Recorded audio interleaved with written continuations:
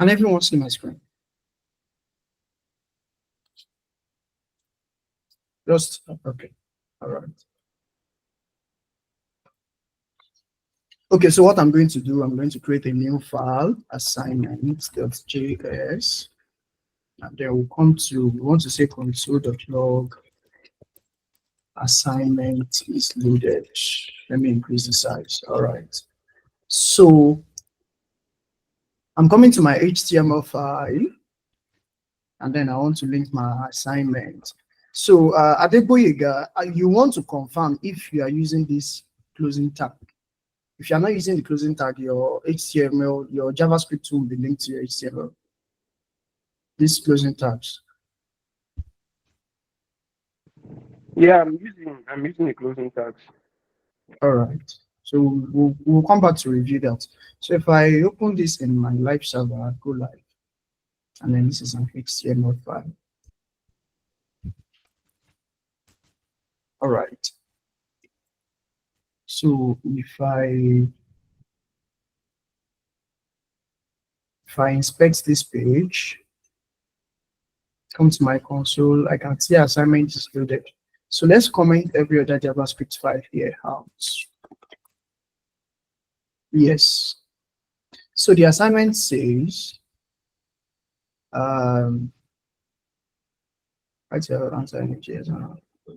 declare a variable name and assign it to your name. Declare a variable name and assign it to your name. Declare a variable age and assign it to your age. Print both using console.log function. Write a function. Okay, write a function greet that takes the name and returns hello. Yeah. Call the function and print the result. All right, so the first thing here says declare a variable name. Okay, declare a variable name and assign it to your name. So what I'm going to do is say constant name is IMD. Let me use my code. And then constant age. Constant age is let me say 15. Right? Then this thing say print both using console.log. So I can come here and say console.log name, console.log name, and then I can add command if I want to log more than one thing and then say name. Right. Name is depreciated. Don't mind this guy. Okay, this should be console.log, not console. All right. So this should be console.log age, and then I'm adding my age. So if I come back to my page and through I can see name Michael and age is 15. Let me do this. So you can see we have name is Michael and age is 15. Write a function greet that takes a name and returns hello name. So we can say function greet should take a name. So we can say then should take a name, right? And then what do we want it to do? It returns hello name. So we are going to return hello name. And after doing that, call the function to print the result. Call the function to print the result. So we're going to say console.log greet. And then what name are we putting? We are putting, let's put Solomon. So we are coming back to our HTML file and we can see hello Solomon. Let's change this name to Favor. You can see we have Favor. Now let's change it to Samuel. We now have Samuel. All right.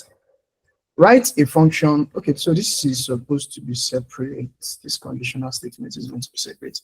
Write a function check age that prints adults if age is 18 or more, otherwise minor.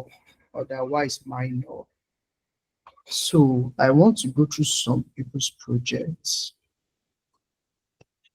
I think we'll do that later. All right, so this thing says write a function check age that prints adults if age is 18 or more, otherwise minor. So let's say our function is check age. Function check age is age. It will receive age, right? And then, okay.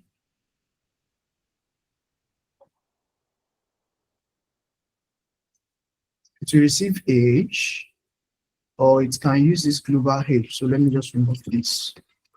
And then I want to say if age is 18 or more, so is greater than, this is greater than or equals to 18, right? We want it to print. This is printing and not return. So we want it to print. You can say console.log adults, right? And otherwise minor. So we can say else console.log minor. So that is that for check age. And then we want to call our function here check age. So if I come back here, I should have minor. So if this guy is 18, if the age is 18, I should have adults. If it is 10, I should have minor. If it is 20, I should have adults. All right, so for loops, this also should be in a different line. Write a loop that prints numbers from 1 to 5. So I think we forgot to talk about this in the last class. So this should be a for loop.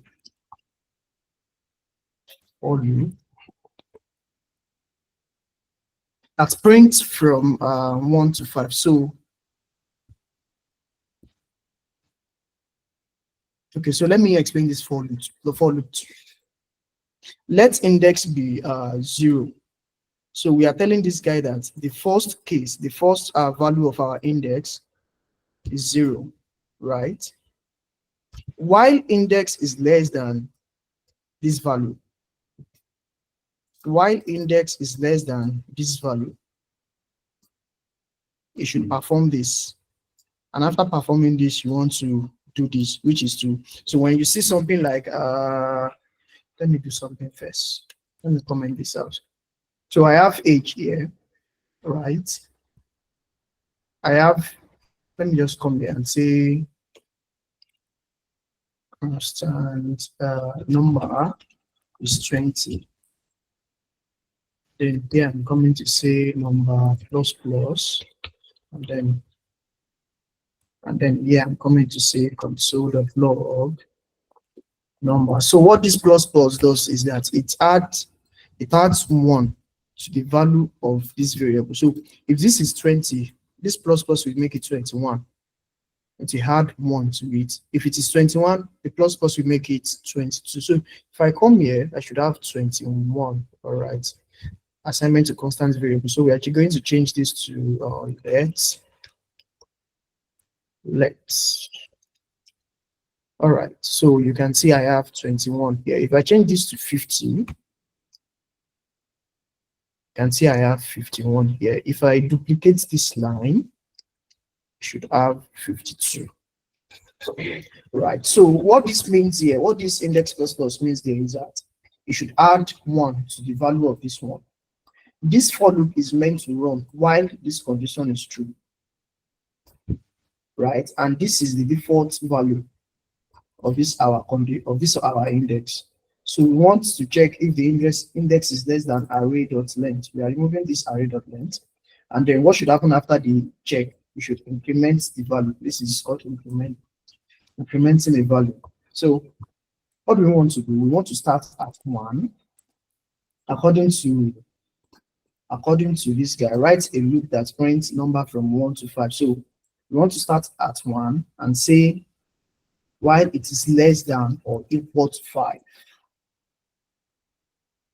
Or equal to 5. So in JavaScript, this is okay. I'll come back to operators. So let index be 1, right? And then while index is less than 5 or equal to 5, we want to do what? We want to console the log index, right? And then at the end of the day, we want to, why after running this script or before running it, you want to increment your index. So let's come back to our file, and you can see we now have the loop here that is printing 1, 2, 3, 4, 5. So let me increase this to 10. You can see I have up to 10 here. So before we go to operations, because I know this may be looking strange, and this may be looking strange to some of us. Does anyone have any question yet regarding this assignment?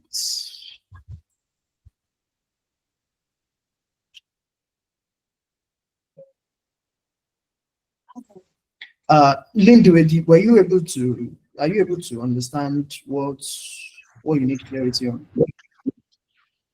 Yeah, I understand. Thank you so much for clarifying everything. I understand now. All right. Daniel, you want to ask something?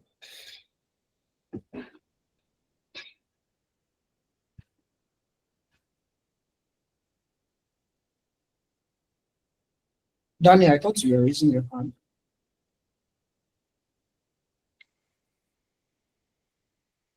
Okay, so let me just give you some quick tips on operators.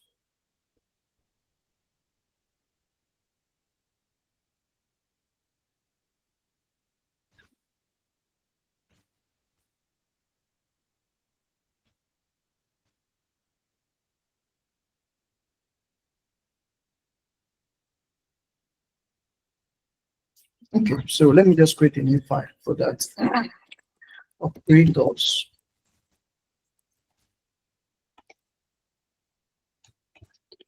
And again, we really need that. I guess we don't need that. We can just come here and say, I want to comment this out, change this to operators.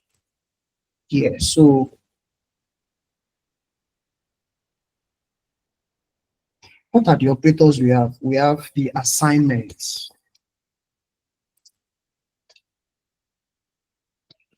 JavaScript operators. We have the assignments. Assignment. So what does assignment do? It assigns a value to a variable, something like constant. Okay, let me just put this thing there. Oh, yes, assignment. So example is constant. Example is 20. Okay. Example is assigning value to variable. That's assignment. And what's the operator? It is this is equal to, just like we have it in mathematics. If you want to say something is something, you say it is equal to something. All right. Here we have addition assignments. Addition assignments. So what does this look like? It is plus is equals to. So before we go into that, I want us to do something. I want us to say constant value or constant number 1 is what? 20. And then constant number 2 is what? 40. Right? And then I want to say, let me just change this to left. So I want to say number one is what? Number one plus number two. So what would this give us? Can someone just tell us what we should be expecting? Don't let me log it yet. Can someone tell us what we'll be expecting? Anyone?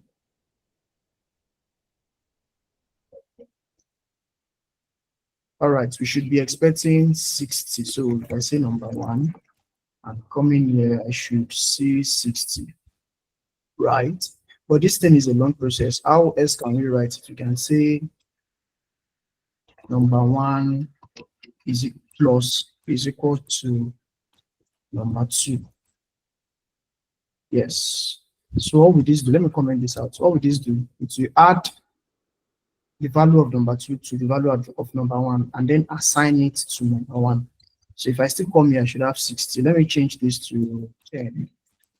Then I should have 30. So let me just come here and say, I want to remove this. And then I have just the period number one. So what do? I just want to add 30 to it. And you can see I have 50. So this is addition assignment. All right, for subtraction assignment, it is very, very similar. All we are just doing is changing the positive sign to negative. So this will subtract 10 from the value of 20. All right, so I think we have an issue here. Let's say what two. So this will subtract 10 from the value of 20 and the value to number 2. So I'm changing this to number 2 to number 2 and then coming here I think for some reason these are not.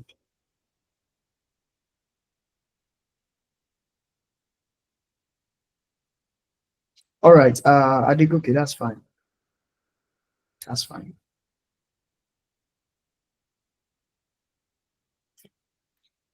Okay, so for the assignment, sorry, okay, this should be subtraction assignment, subtraction assignment. So for the subtraction assignment, you have your variable and you're using minus equal to. It will reduce this from the value, from the current value of that variable, and then assign it to the variable.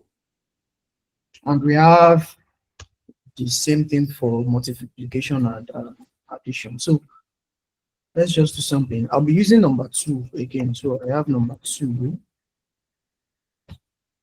I can say the current value of number 2 is 10.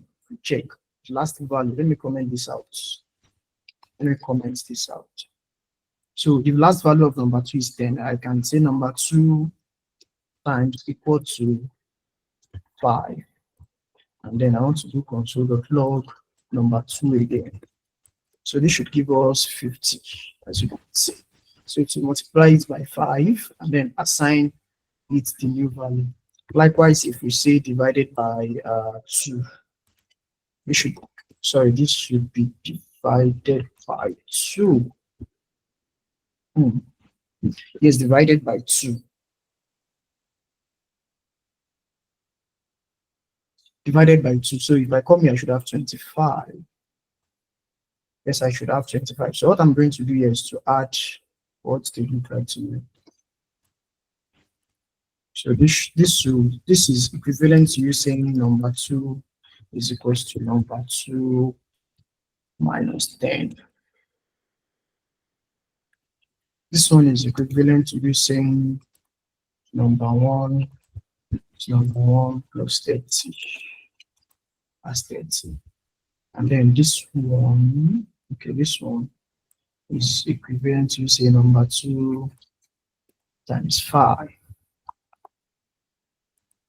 And this also means divided by 2. I hope we understand that.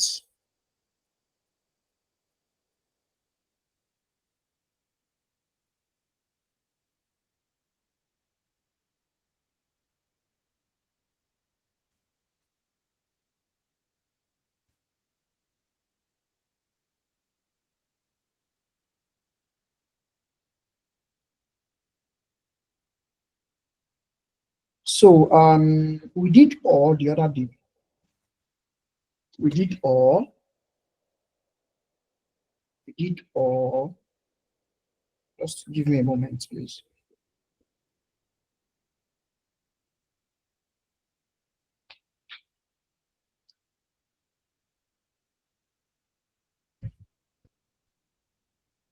Okay, so if I want to increment the value of the last value of number 2 we have here is 25. So if I want to increment it, I can say number 2 plus plus, which is equivalent to me saying number 2. It should be number 2. Yes. So number 2 is what? Number 2 plus 1. If I come here, console of log number 2 again. Log number 2. Console of log number 2, and then you can see I already have 26. So let me come here and do almost the same thing. I have number 2. I want to say minus 8. It should be number 2. This should also be number 2. Yes. So this should, okay. They're doing minus minus, so this should be minus 1. So I come here again and load my number 2. I should have my 25 back. Why? Because we are adding 1 and subtracting 1 from it. I hope I'm making sense.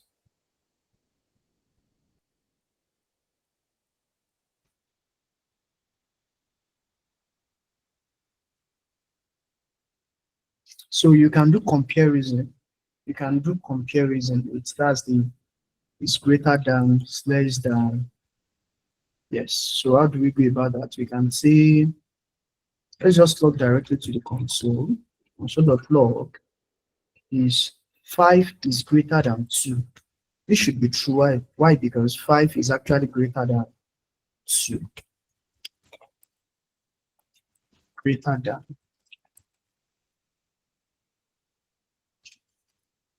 So if I come here, you can see I have true. And then if I come back again and say 3 is greater than 10. Again, we have false. If I come back and say 3 is less than 10, since this are both greater than, I'll put it this way. All right, 3 is less than 10, we should have true. And then 3 is less than or equal to 4.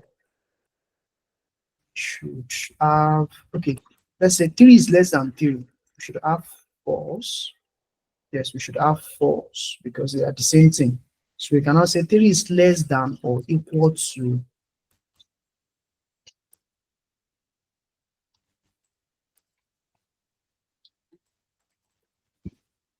3 is less than or equal to 3. It means if this is 3 or it is less than 3, that condition is true. And we have true here.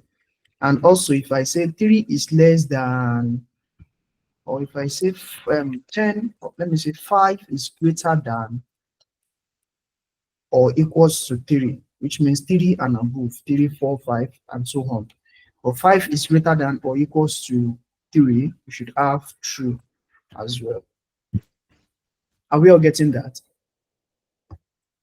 Just signify with your emoji. All right, good. Okay, so one other thing we want to check, if we don't want to check if it is greater than or less than, we want to check if it is the same thing. Is it the same value? So I want to come here and say console.log 10 is equal to 10.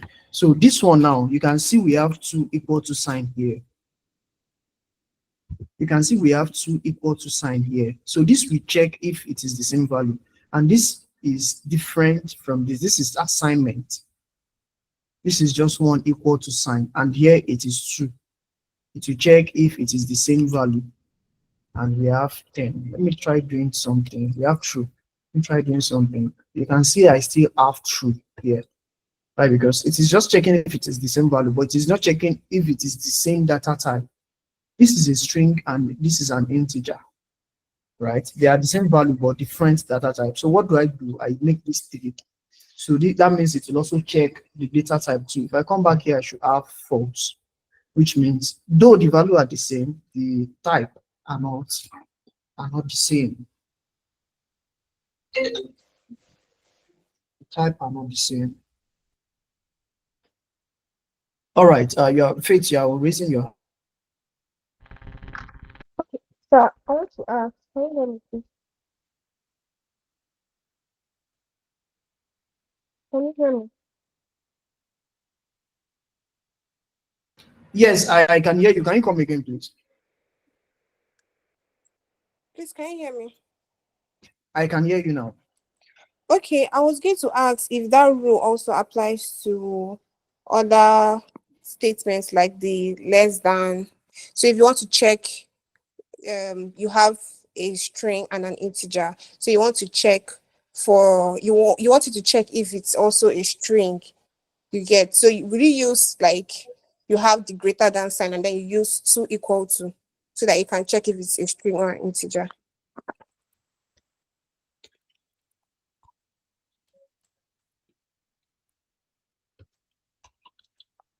Right, like this bar.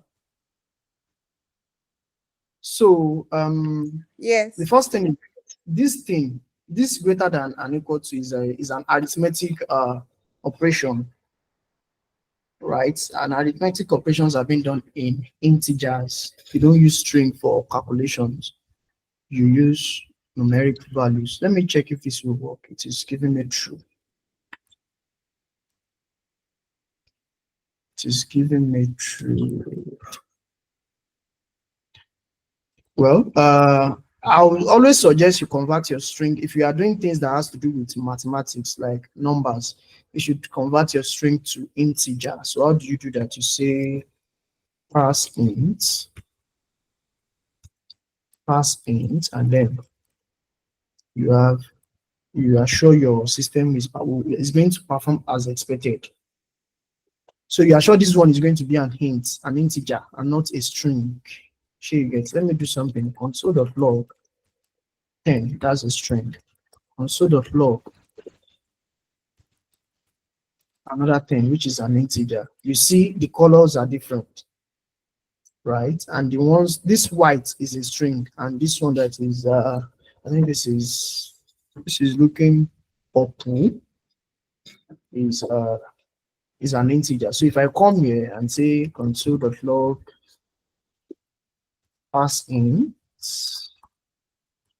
and then inside this passing, I'm passing a string of 10, or let me see 8. You can see it is being converted to an integer first before putting it in the console. So this pass int will convert your string to an integer. As you can see, a string a string to convert into a number. Converts a string to a number. Okay, sir. Is there a way you can change it back? Like, is there a rule for you to change an integer into a string? Yes. So I have console.log 8. Let me say 10 dots to string. I think this should work. All right, it is not working. But it should work actually. Okay. So you can say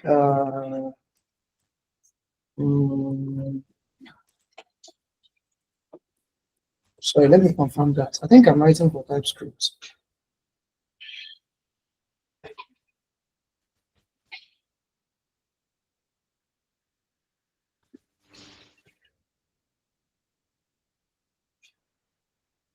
So it is supposed to be let's say I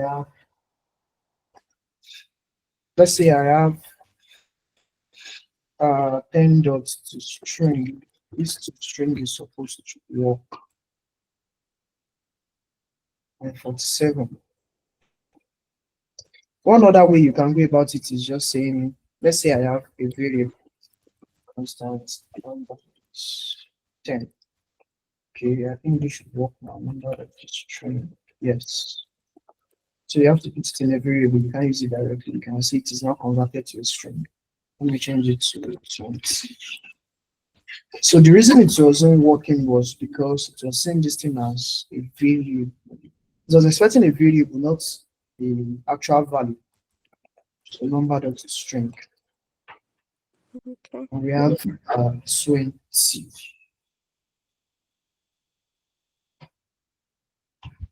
We are still on the operators. Okay, so let me comment this out.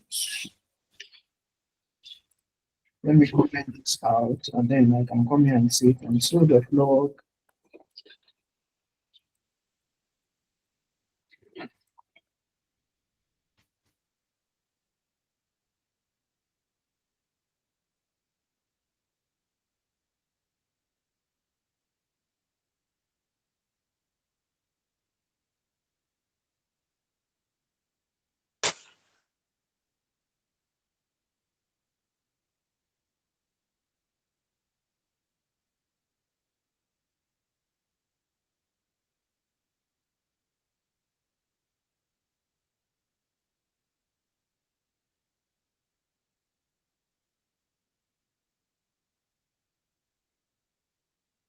Can you guys hear me now?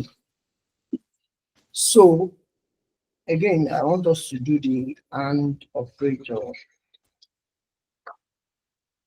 And operator, which is like this AND. So I want us to say console.log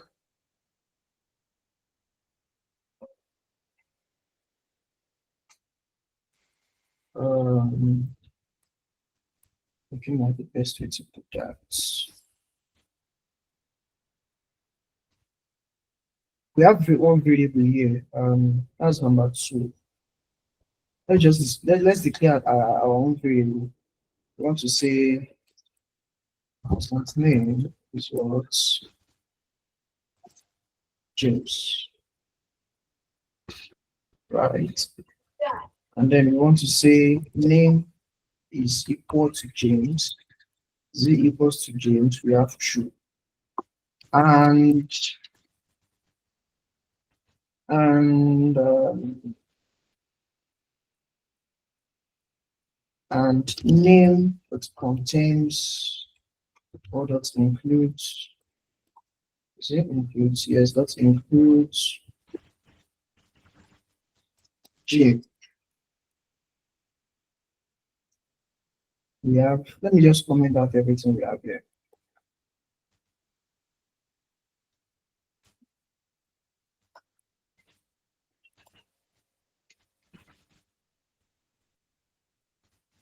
So it won't be confusing us. All right. So we can come here. You can see we have true. So this condition will check if both sides, that's the right hand side, and the left hand side are true. And just like the name implies, and the left hand sides are true. So we have the OR operator. We have the OR operator. Sorry. OR operator. So what we are going to do here is to copy our name. We already have our name there. We are going to say or. You can see it is still true. Let's change this to Solomon. If name is Solomon, we know our name is not Solomon, our name is Jane. But if you come here, it will still be true. Why? Because one of this is true. If this condition is true, or this condition is true. So in this case, it is this condition that is true. If I change this to James, it won't be able to see this because we have so many S here. Now we have false. Now we have false. Another operator we have is not.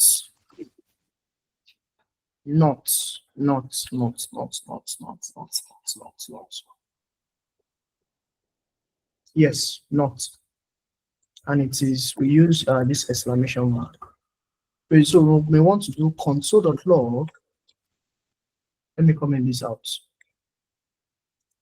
Console.log name is not equal to James. This is not, right? And this is not equal to. So name is not equals to James, and we have false. Why? Because the name is equals to James.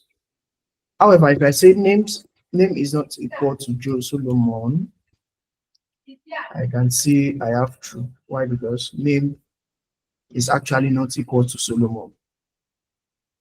So what I can do is say name is not equal to Solomon, or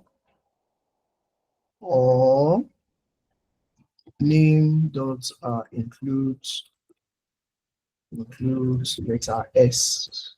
Letter S. So any of these two, name is not equals to James, or name dot includes letter S. So either name is not equals to James, which is false, or name includes letter S. So this one is true. And we should have true. I believe I'm communicating with someone.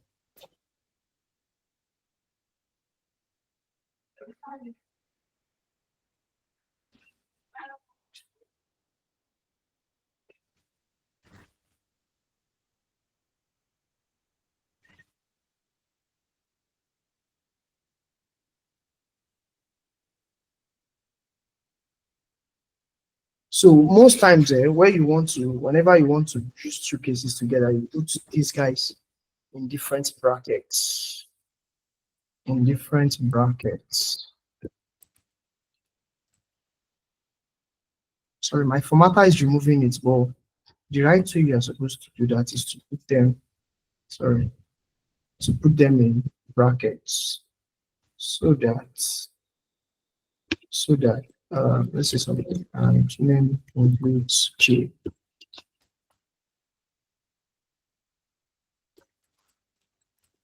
Yes, so these two conditions are inside the bracket, so which means these conditions is one. These conditions are one. You have to check the both of them together compared against this one. So if this condition, this whole condition is true, or this single condition is true, that is when we now have our true here.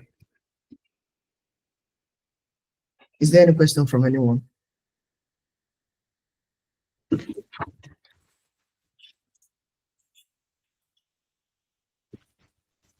Okay, so in our last class, we talked about functions.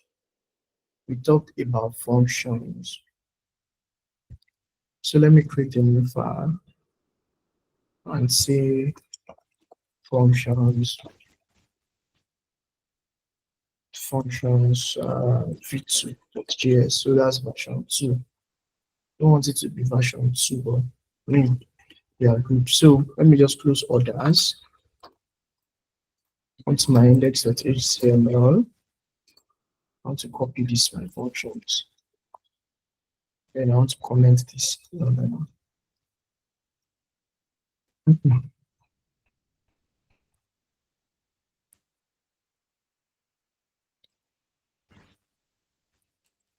All right, so my name of my function is as function v2.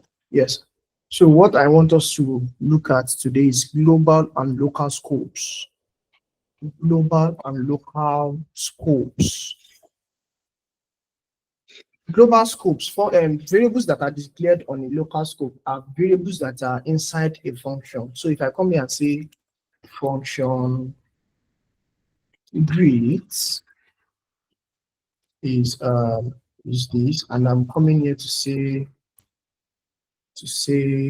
constant name is what I am ready, and I'm coming to say console the floor.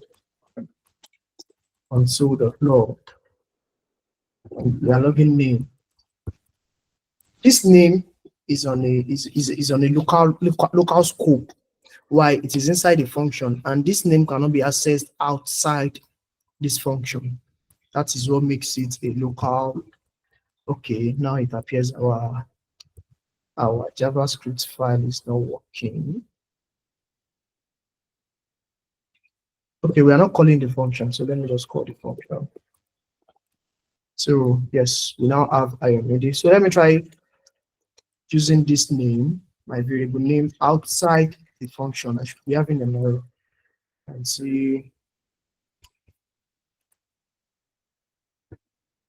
Let's say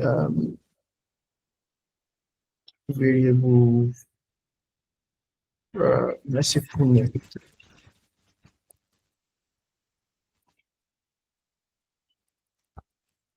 All right. So you can see it is already telling me full name is not defined. Why? Because it is defined inside this function. I won't be able to access this variable outside this function. Why? Because it is inside the function and it is on a local scope. So if I come back here, I won't be able to access it.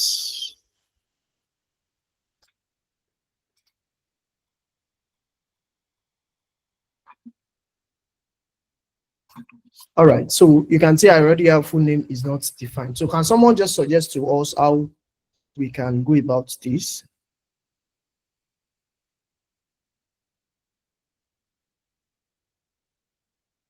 How we can fix this, how we can access this full name outside this function. All right, Basi, you want to say something?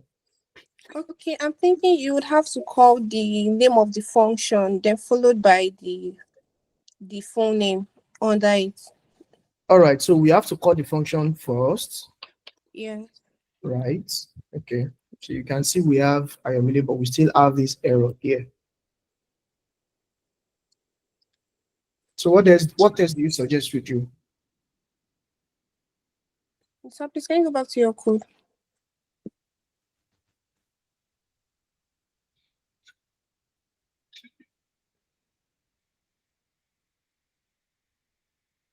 Is someone raising their hand?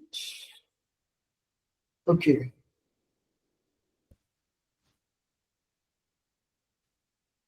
Okay, you are saying we should return it, Samuel. So let's try returning it. Let's return full name. Full name. Yes. So now we still have this error. Who else wants to help? We should return it. We should return it outside the function and save it as a variable. Okay, Oladimeji, you want to say something? I think we should declare the field outside the function. Okay, you said we should declare it outside the function. All right, let's try that. Yes. Is it after the function here? No, before the Okay, function. before the all right, boss.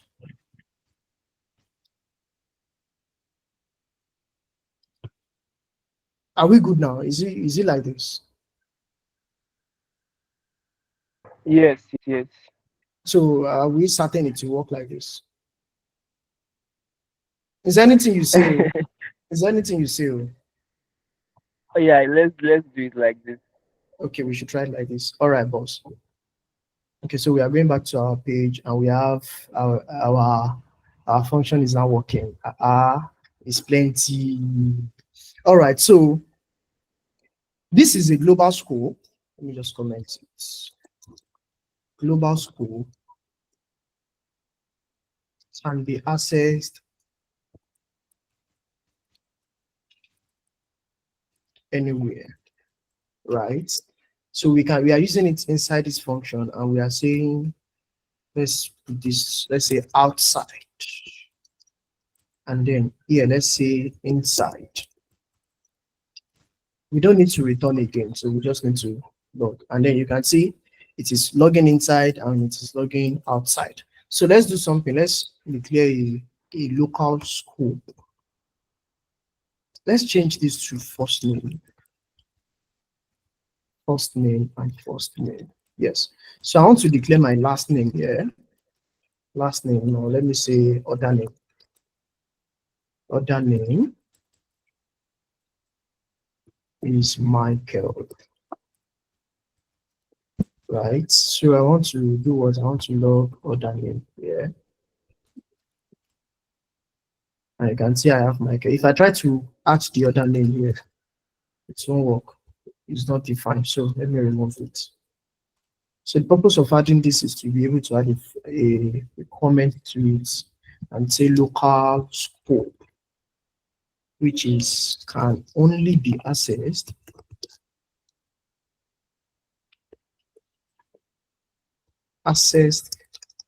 in the scope of this function inside this function. Yeah, so like I said, global scope, the variables that are declared globally can be accessed inside and outside, can be accessed anywhere. However, those on a local scope can only be accessed inside this function. Why? Because if we are declaring this for this function, we want to use it here. I hope I'm communicating with someone.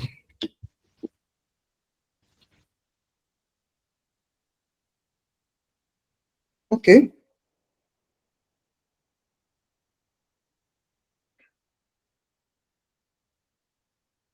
So one thing I want us to work on today is, let's create a new file, a new HTML file, and then let's name it login. So today we'll be building a login form. And then I want to come to my HTML here, and let me just put one H tag anywhere. Let me put it after this H and say A should be login, right? And then let's just design it like a button. Let's just design it like a button and say class is login btn. So if I come here, I can say dot login btn, right? I can say font family is let's just use this one and see what we have. Right, we can say background color is this. Yes, we can say padding is 10 pixels. Is 10 pixels, 20 pixels. Right, so you can add a radius. Is someone raising this around? If you are, you can just proceed to talk. You can add border radius. All right.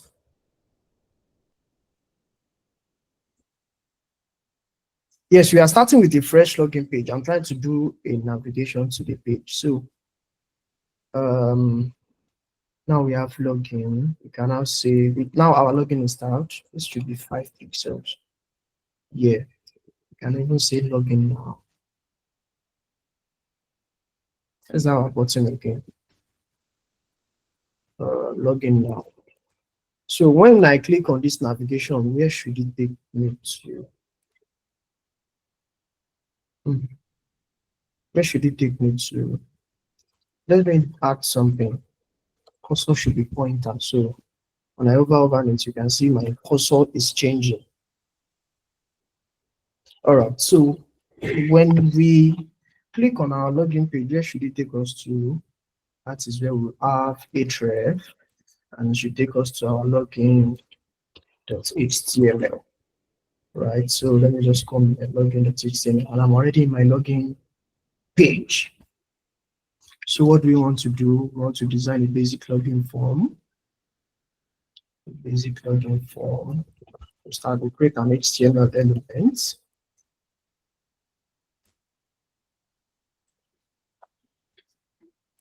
Create an HTML element, and then we can say login page, right? So here we are doing what we are saying. Let's put a form, and then inside the form we have a div. Inside the div we have a label. Inside the label we can say name. Let's say email. Yes, email,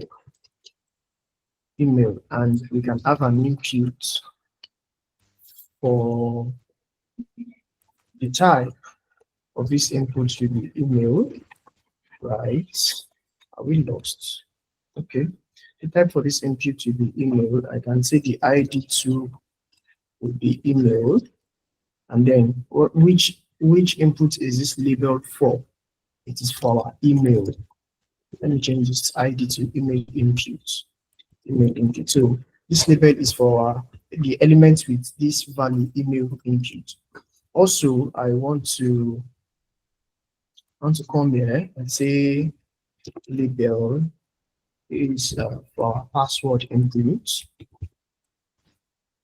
and then the demo will show password, create an input field, the type with the password, yes, and then the ID will be password input.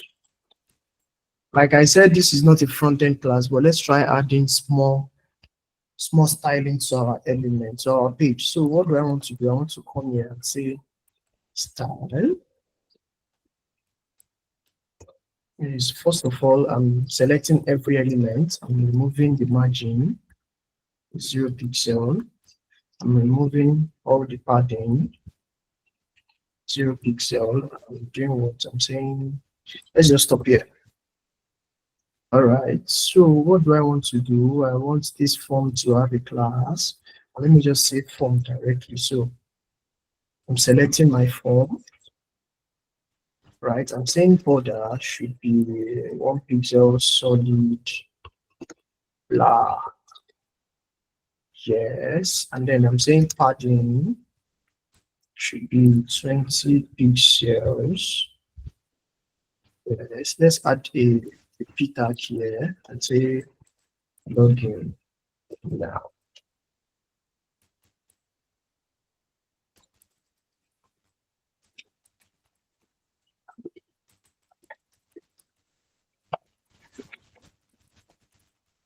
So let's change this to, I think, H4.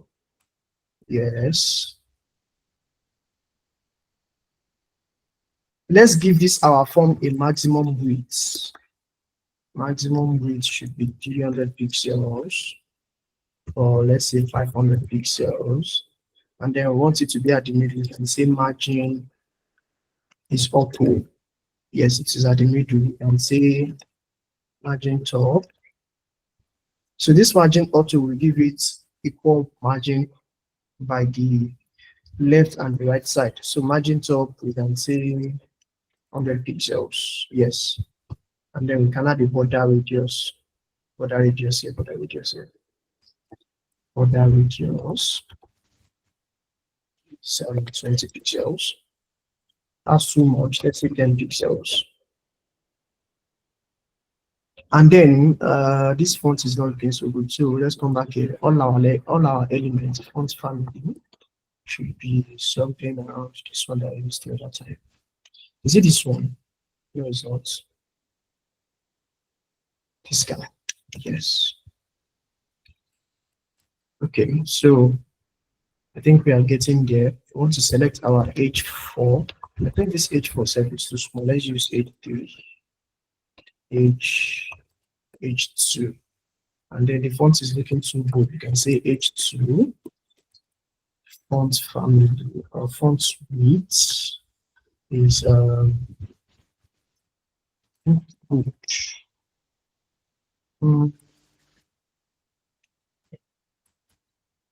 let's look at 300. Let's look at 500.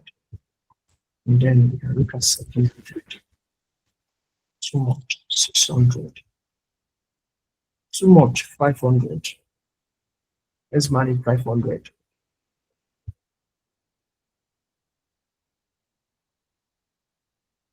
I hope we are still connected. Oh, very good. Okay, so we have, I don't think we have to edit this. We can just say for all our div, we want to add a margin top of 10 pixels. It just seems too small. 20 pixels, yes. And then for our labels,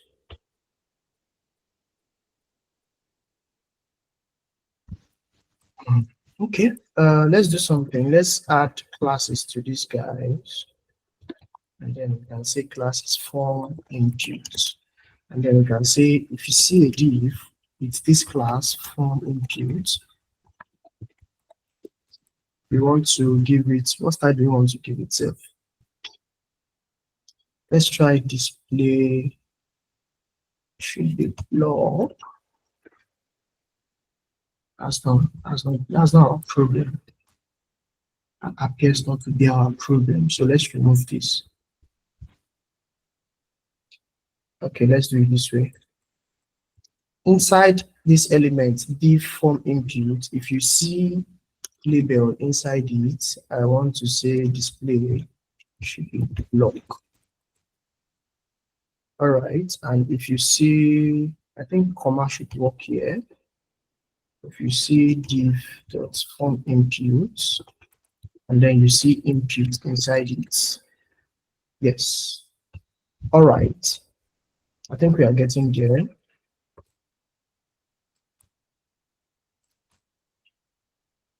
I think we are getting there. All right. So we want our label. We want our label to have margin bottom of take pixel. That's not more. All right. So let's go to our inputs. Let's style our inputs. We want to say width is 100%. Yes, we want to say padding is let's say 10 pixels. Is that not too much? Should this be full? You know.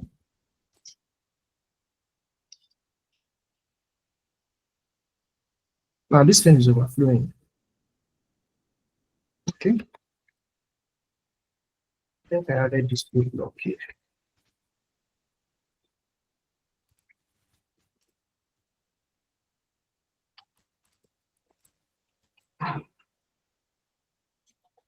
All right. So I think what we need is actually not adding everywhere. We can just add height, 10 pixels.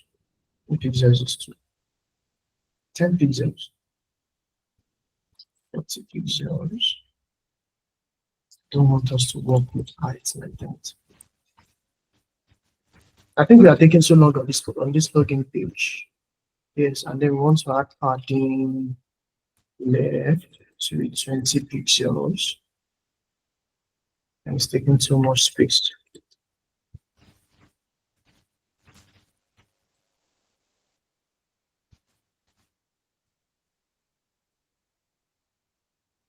I'm coming. Let me add border here.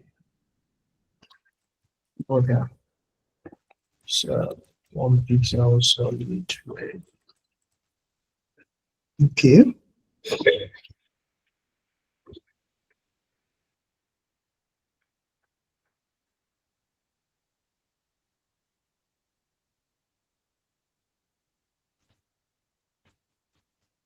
So let's just return back our padding. We'll leave those ones for the front end guys. Let's return back our width rather. Width is 100%.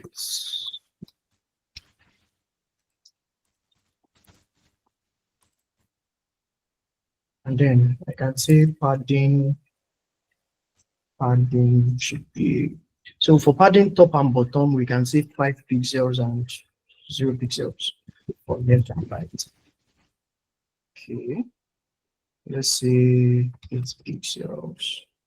All right. So what else do we want to do? We want to add our button. Add our button. Say login now. Right. We want to style our button and say, let's just say button. We want it to have a width of 100%. We want it to have an height 20 pixels. That's too small. I think let's say 50. That's too much. All right, we want it to have a font size of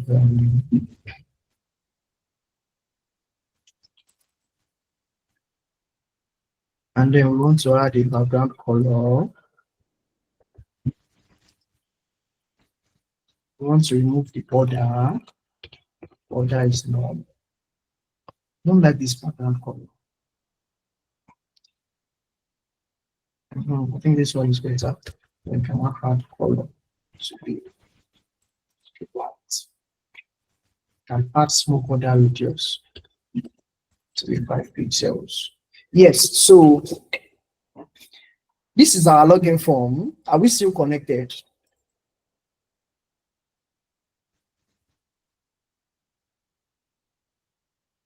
Yes, so we are we are leaving it for the front-end guys. We don't want that to be taking our time. Okay, let me add small margin top to this thing. Margin top should be 20 pixels. All right.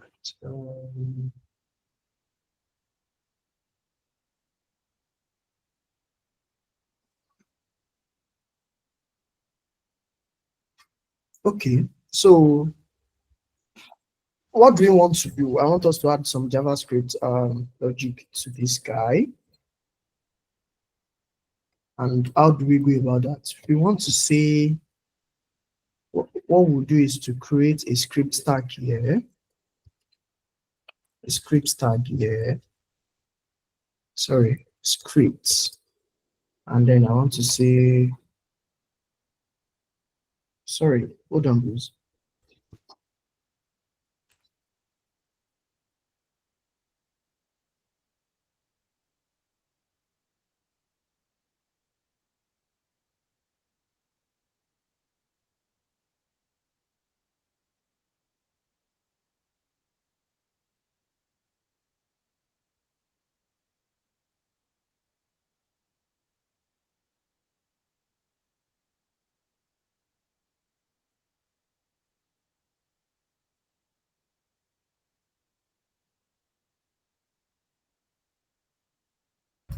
All right, so what I want us to do is to say, when I click this button, right? When I click this button, I want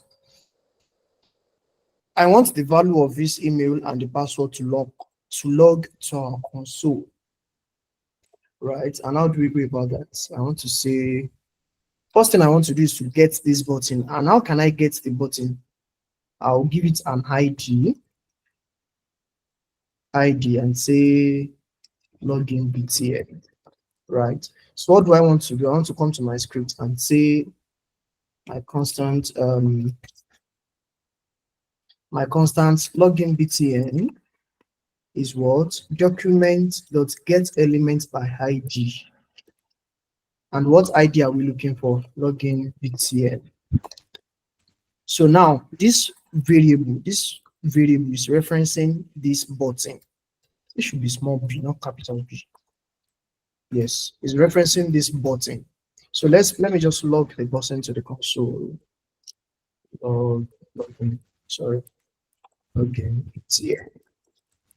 And you can see I have button with this ID login BTN, and you can see all the attributes are here. So let's check some attributes. Let's check some attributes. Okay, you can see outer text is login now. Outer HTML is this HTML. Button tag is okay. Tag name is button. Text content is this text. So what do we want to do? We want to bind an event listener. What is an event? An event is when you click. An event is something you perform by yourself as a user. Again, this is not a front-end class, so we'll be leaving that to the front-end guys. I just want to be first. So when you click on a button, that's an event. When you type something, the moment I focus on this thing like this, that's an event. If I type something, that's an event. If I remove, that's an event. The moment I press down my keyboard is an event. The moment I place up my hand, it's an event. So if I focus like this is an event. If I leave, it's an event. So if I click, it's an event. So what do? We build an event listener.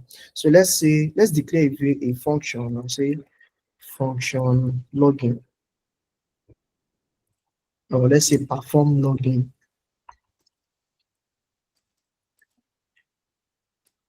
right? And then we want to say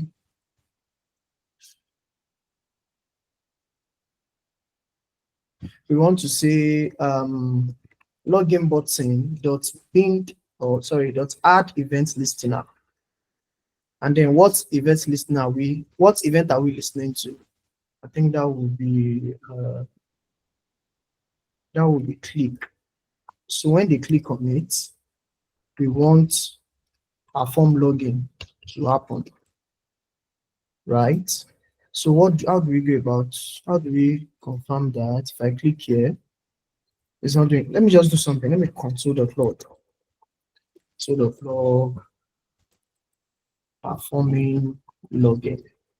So if I come here again, reload, and okay. So if you notice, you are seeing performing login here, and it is disappearing immediately. And someone guess why that is happening?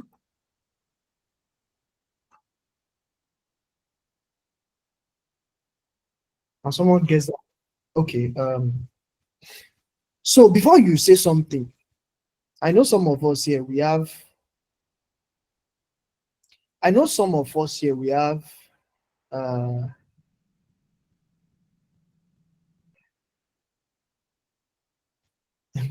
I know some of us here we are guru in front end already. People like Adeboyega, right?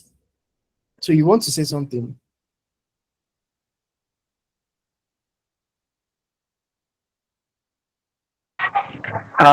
Please, Mr. Ayomide, I am not a guru. If I'm a guru, I won't be a door. I know some certain things, but guru, I won't say I'm there yet. So, uh, the form is, or the issue we're having is because the form, when anytime you submit a form, it automatically refreshes the page. So I think Yes, that's why it was displaying for a while. exactly. So that is what is happening.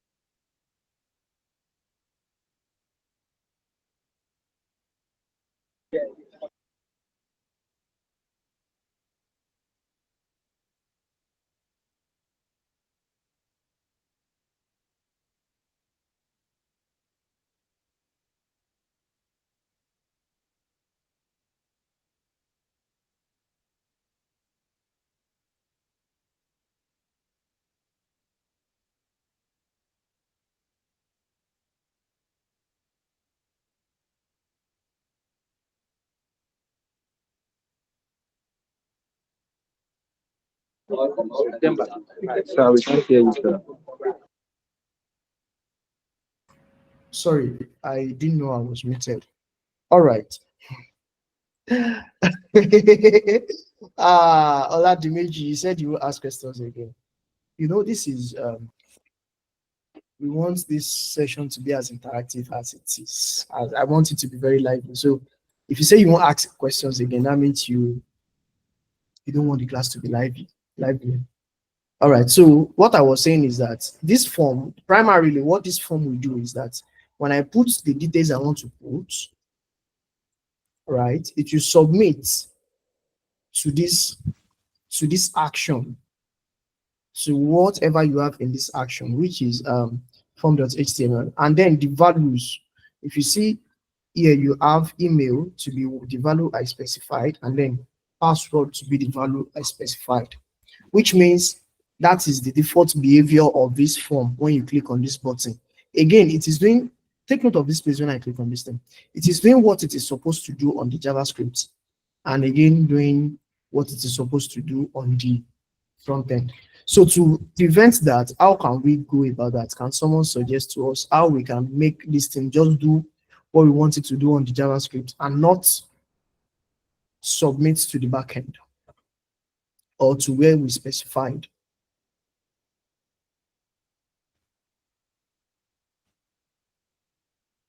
All right, so let me help us out.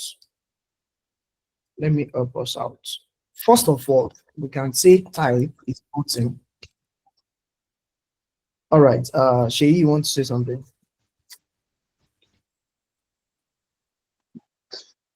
I think for you to prevent that that default action, you use e dot prevent default. Sorry, I'm not sure I can get you. Can you come again? If you want to prevent that custom or default action, Yes. the what do you call it? The default action will say e dot prevent dot default. I think that's how you All right. do it. All right. Yes. What you said will work, but let's try this. So I have the form. I have some random thing like as you can see. So the default behavior of button in HTML is that it will submit. So the default type of this of a button is submit.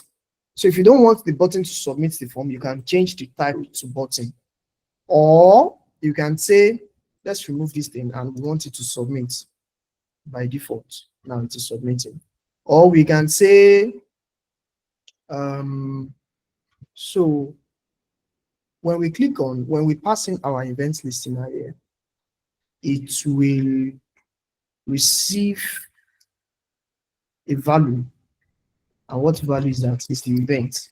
It is if the event that is being performed, right? So let me do something. Let me just come here and say console.log.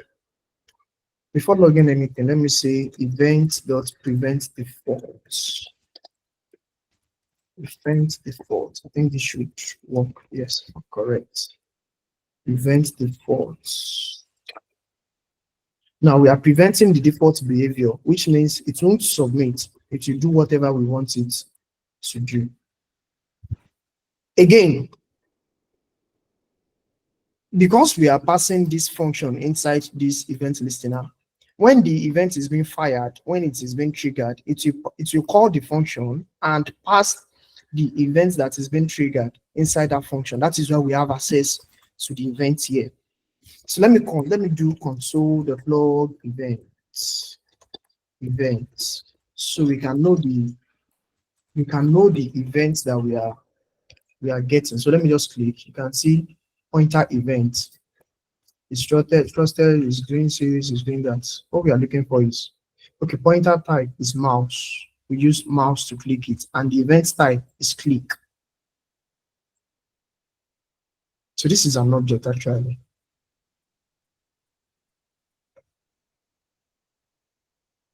The event type is click, which we specified that add this listener to this event. So whenever this event is being triggered, when this event is happening, you should perform this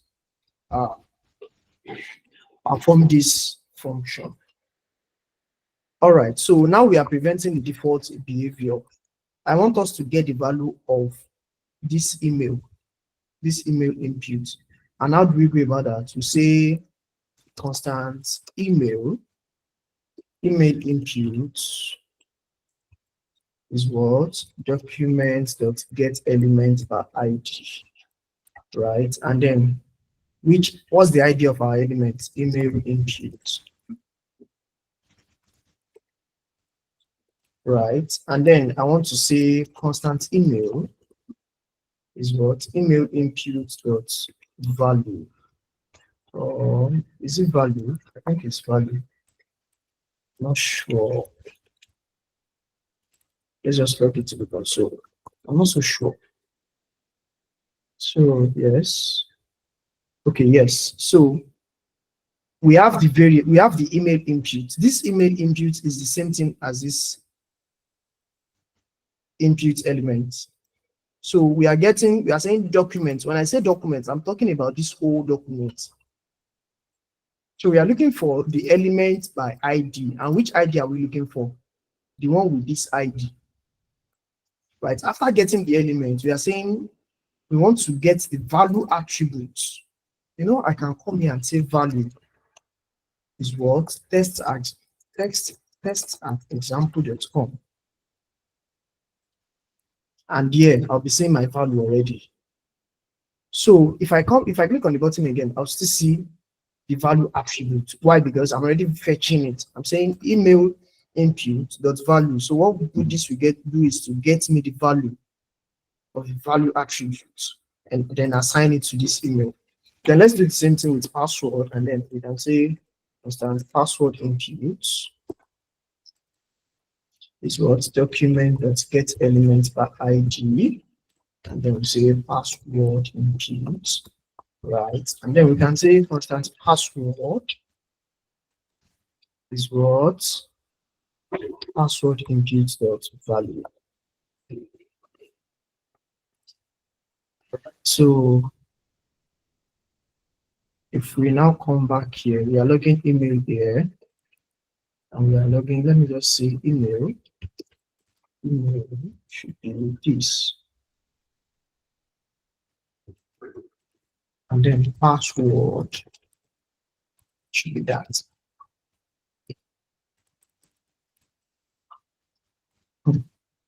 Password should be that. So let's say we have password, and you can see we have email is our email. That's the email we got, and then password is our password. Let me change this password so it won't be confusing. So let's say password 12345, and then okay. You can see I have test as example.com and I have password 12345. Why? Because I got the value of my password.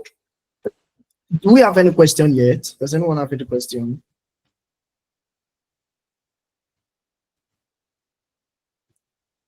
Are we still connected? Is anyone lost? We are building a calculator now. Okay, Daniel. I'm not much of a web person, so I kind of understand some things, but not everything. Like all those events and all those terms like that. But I will try my best to research more.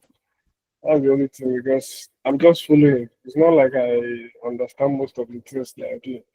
I'm just following. That's what I just wanted to. Like I said, this is primarily a backend class. So I'm still introducing us to JavaScript. So by the time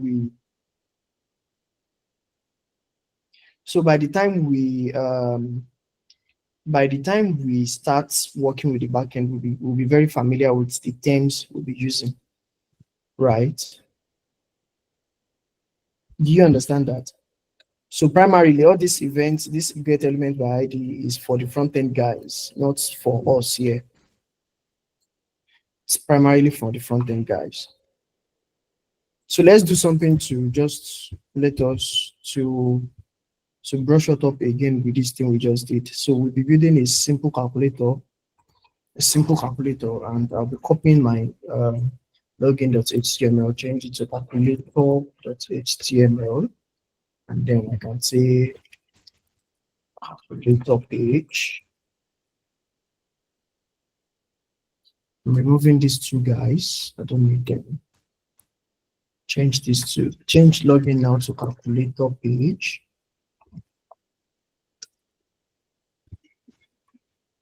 Calculator page.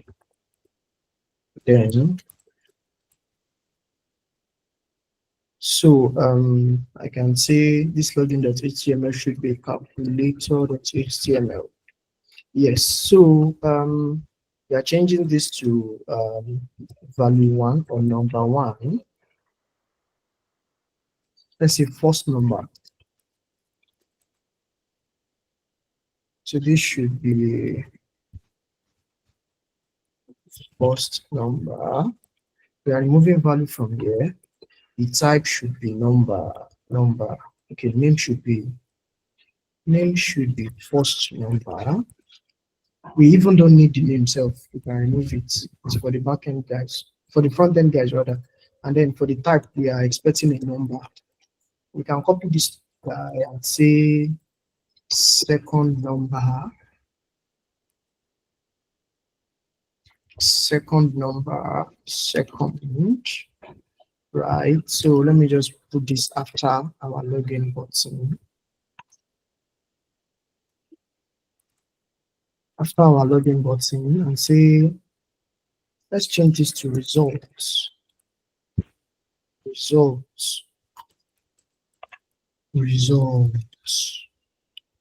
And again, it's expecting a number result. So let's change this to calculate now. And this should be calculate button. Calculate button. So we have our basic calculator here. We want this guy to be disabled. You should not be able to enter value here. So let's just come here and say disable. Yes. All right. So what we have here is just a basic. Let me just remove all these guys. So what we have here is just the basic HTML and CSS for this calculator. Do we understand that?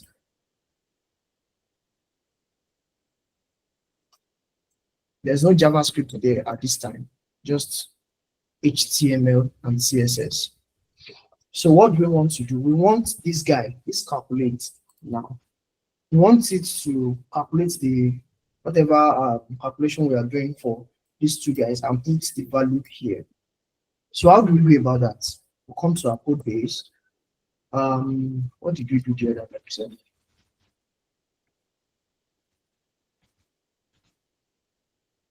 Okay, let's just declare a function. Function calculates now. Calculate now. Right? Okay.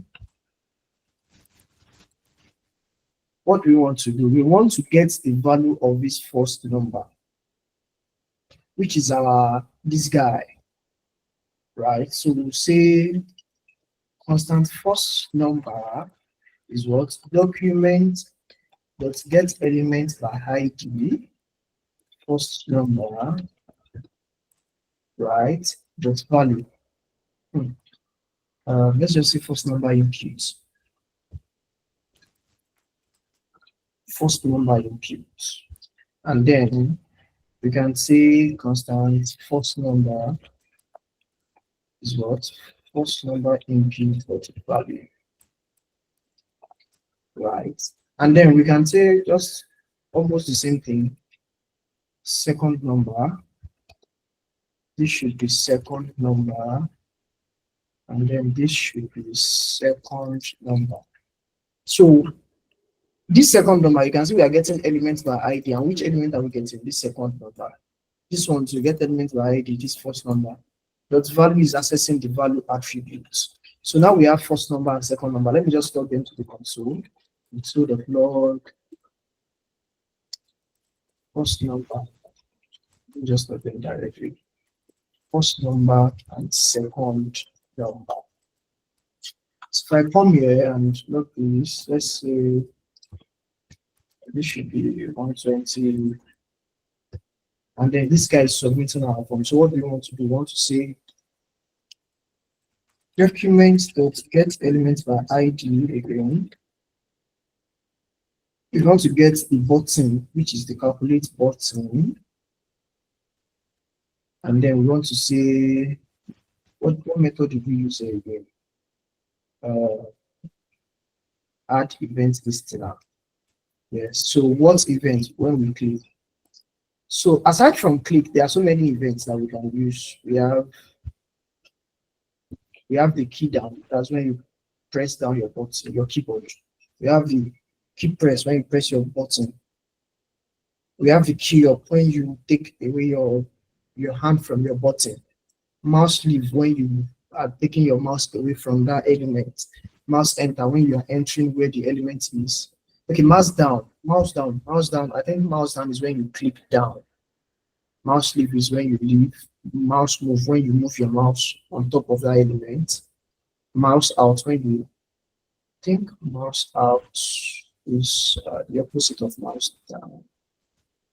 So mouse up. And so many other attributes like that. But the one we are using here is click. So when we click, what do we want to have, or what function do we want to call? We want to call calculate now. And the calculate now function is going to receive an event, which is the event tab. So all we are doing is event dot prevent default. Prevent default. So all this will do is to prevent the default behavior of the event, right? So let me just come here and say I have my first number to be 20, second number to be 30, to be 40, and to calculate. No. All right, so here I have second number input, and this is supposed to be second number input. So let me remove. I have 20, I have 40, I can look to it also. So I have my first number and my second number. Does anybody have any question yet? Are we lost? Are we still connected?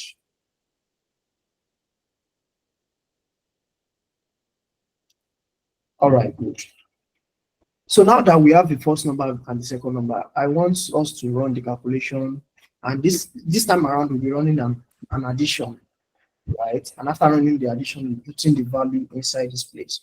So let's come here and say our result element should be constant result input, result document, and get element by ID. Results. This should be result input.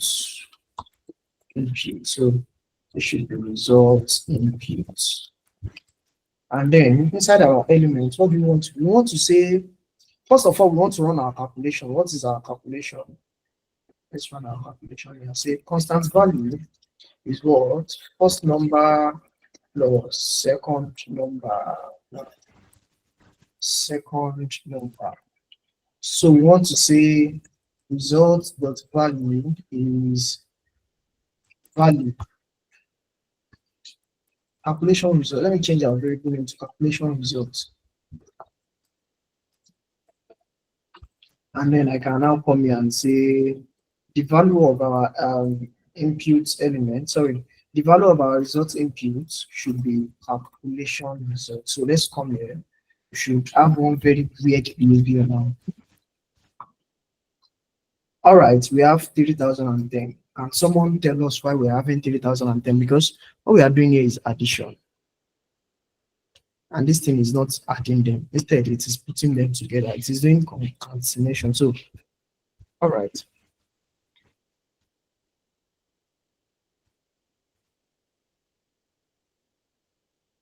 Okay, Shay, you want to say something? I think you need to specify that this is an integer. The number. All right. So, integer.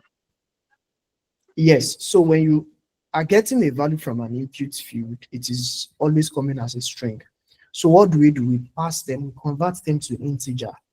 You say pass int first number, and then we pass this to int second number. So this should give us our expected behavior. So let me reload and say 20 plus 40. Now we have 60, which is our expected result. Someone is saying something. Marking blessing. Not sure I understand your comment. Makinde Blessing. She's not here. She's not here. All right, so this is our simple calculator. This is our simple calculator. Let's change this plus to minus. Again, we have 30, we have 10, and when we calculate, we have 20. Okay.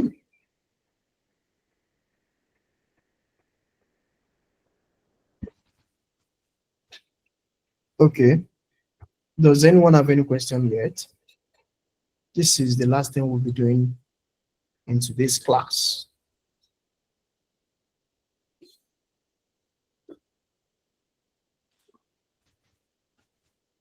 Do we all understand this thing? This calculator.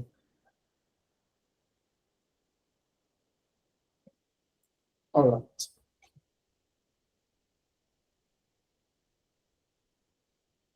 Okay, so our assignments. Okay,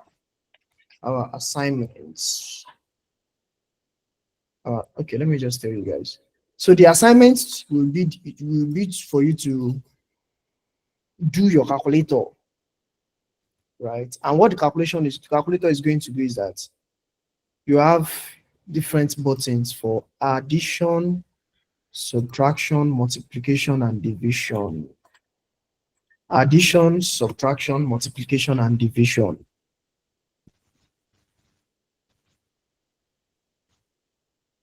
Again, you have each buttons for addition, subtraction, multiplication, and division. So when you click on add, it will add the values together and put it in the result. When you click on subtract, it will add the value together and put it on subtract. Likewise for multiplication and division. Do we understand that?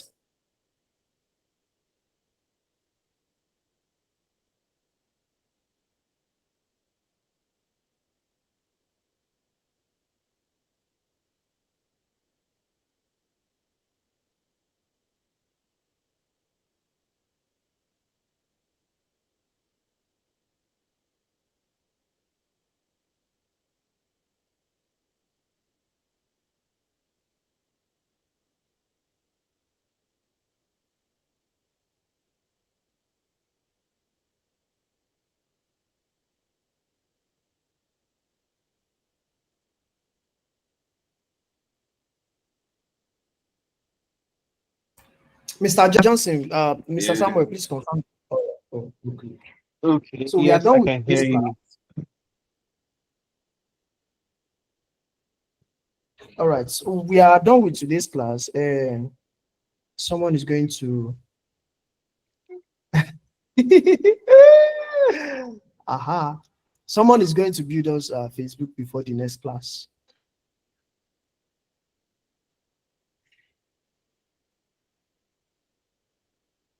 Mr. Johnson, are you there?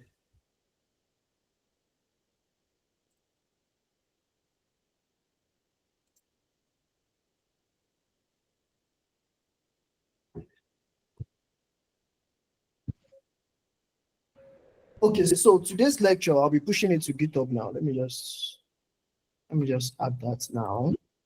Just confirm, okay.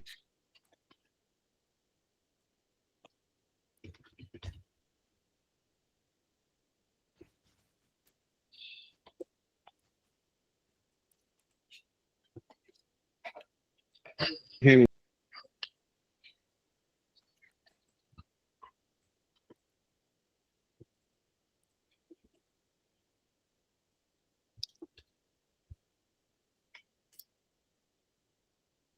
I think Mr. Samuel is having a network issue, if I'm sure. But does anyone have any question for me? Are you sure you understand everything we did this evening? Will you be able to build your calculator before the next class? Our next class is Tuesday, if I'm correct. Are you certain you'll be able to build your calculator before the next class?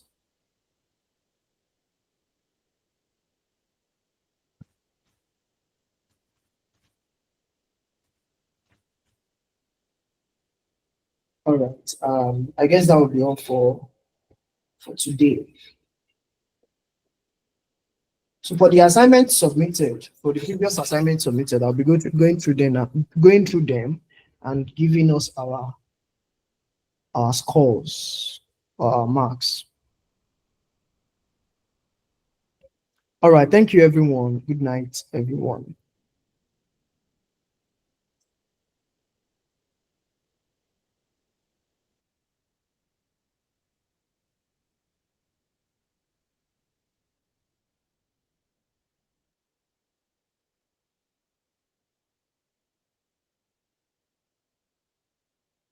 Yeah.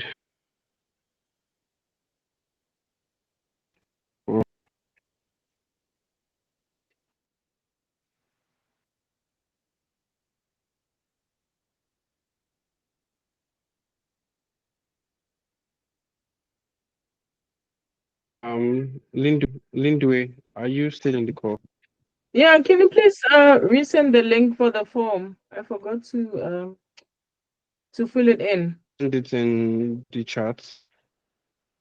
Oh, I had network issues with reception here was low, and I dropped it earlier in the meeting. Yeah, I thought maybe I have to do it after because I'm giving you also had to review how was the class and everything. So I forgot to fill it in. Okay, thank you. Yes, okay, you're welcome.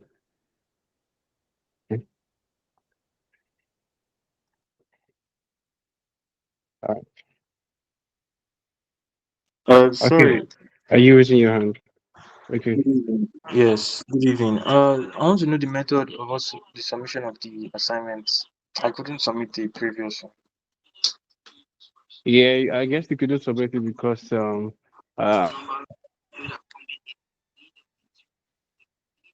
Hello?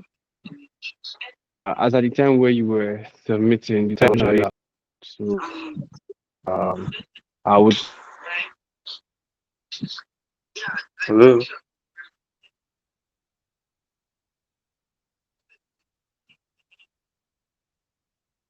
get. Are you there? Yeah, but it's breaking. Yes, Okay, I are can you hear you. okay? Okay, are you talking about the Yes, I present, can hear you. the current assignment or the Yes, previous how do I one? submit the current assignment? I wasn't aware of the previous one. I need to Okay, get it yes, done. it will be on the Google Classroom. However, I would sync with him and get the information across to you guys on the Slack channel. Okay, how do I submit this current one? Hello?